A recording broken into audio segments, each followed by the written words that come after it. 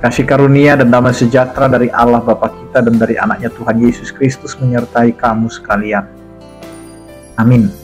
Bapak, Ibu, dan saudara-saudara yang dikasihi oleh Tuhan kita Yesus Kristus dimanapun kita berada, mengawali setiap aktivitas kita, marilah kita mempersiapkan hati dan pikiran kita untuk mendengarkan firman Tuhan yang tertulis di dalam kitab Yesaya pasal 51 ayat 16. Demikianlah dikatakan, Aku menaruh firman-Ku ke dalam mulutmu dan menyembunyikan engkau dalam naungan tanganku, supaya aku kembali membentangkan langit dan meletakkan dasar bumi dan berkata kepada Sion, engkau adalah umatku.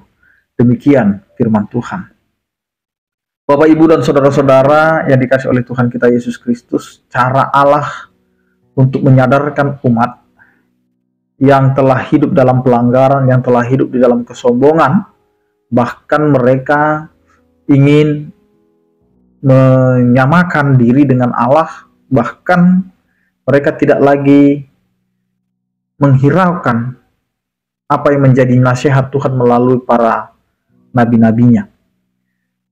Sehingga Allah memberikan pembelajaran melalui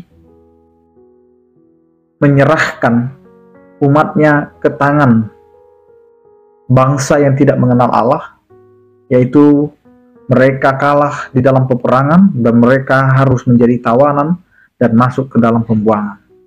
Dan ini akhirnya menjadi suatu penderitaan yang sangat menyakitkan bagi umat.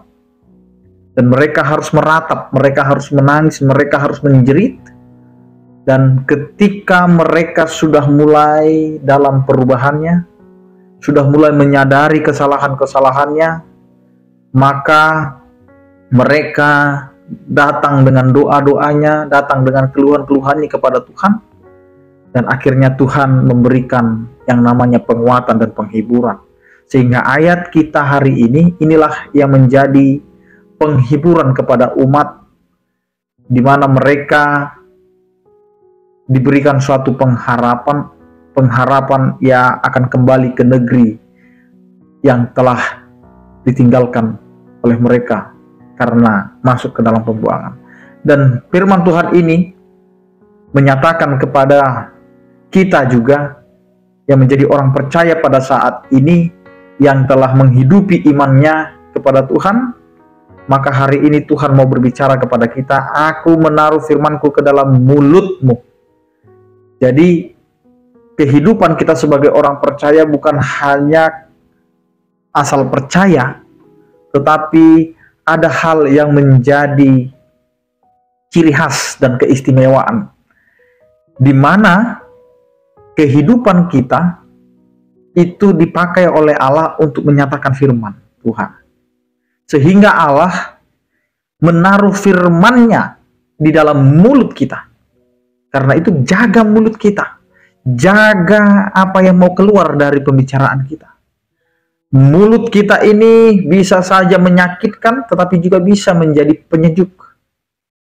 Kalau benar firman itu sudah diletakkan, sudah ditaruh oleh Allah di dalam mulut kita, maka cara bicara kita tidak lagi sembarangan. Cara bicara kita tidak lagi hanya menyakiti orang lain, menghina orang lain, merendah orang lain, mencemooh orang lain, dan lain sebagainya. Tetapi yang keluar dari mulut kita adalah kata-kata yang membangun, memotivasi, bahkan memberkati. Karena dari mulut kita inilah akan keluar pemujian, akan keluar yang namanya pengajaran-pengajaran. Karena itu Bapak, Ibu, dan saudara-saudara, firman Tuhan ini menyatakan kepada kita agar kita memakai setiap kehidupan kita untuk memberikan suatu penguatan kepada orang lain. Yang berikutnya mau dikatakan, menyembunyikan engkau dalam naungan tanganku. Allah selalu membentengi kita, Allah selalu memberikan pertolongan kepada kita. Jadi di dalam kehidupan yang sesulit apapun, Allah akan terus menaungi kita. Tidak ada yang dapat melakukan kejahatan kalau sudah Tuhan berada di pihak kita.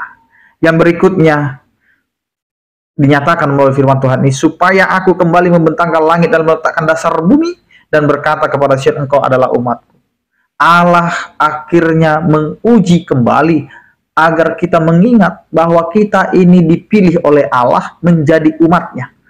sehingga pengulangan kembali, engkau adalah umatku, ini mau berbicara kepada kita. Kalau kita benar-benar adalah umat yang sadar, maka kita akan melakukan apa yang dikatakan oleh firman Tuhan pada hari ini, yaitu di dalam mulut kita ada firman Allah, di dalam kehidupan kita Tuhan tidak pernah jauh, Tuhan selalu melindungi dan menyertai kita, sehingga setiap kehidupan kita yang ada di bumi ini sudah diletakkan Allah dasar yang kuat supaya kita bisa berdiri teguh, berjalan sesuai dengan kehendak Tuhan. Karena itu Bapak, Ibu, dan saudara-saudara, sadarlah bahwa kita ini umat Allah, dan Allah itu adalah Allah kita, dan kepadanya lah kita berserah. Amin, kita berdoa. Terima kasih Tuhan, Engkau mengingatkan kami akan penyertaan kasih setiamu. Di dalam setiap pergumulan kami, Engkau datang untuk menguatkan kami dan menghibur kami. Terima kasih Tuhan, untuk setiap hari-hari kami yang akan kami lalui dan jalani.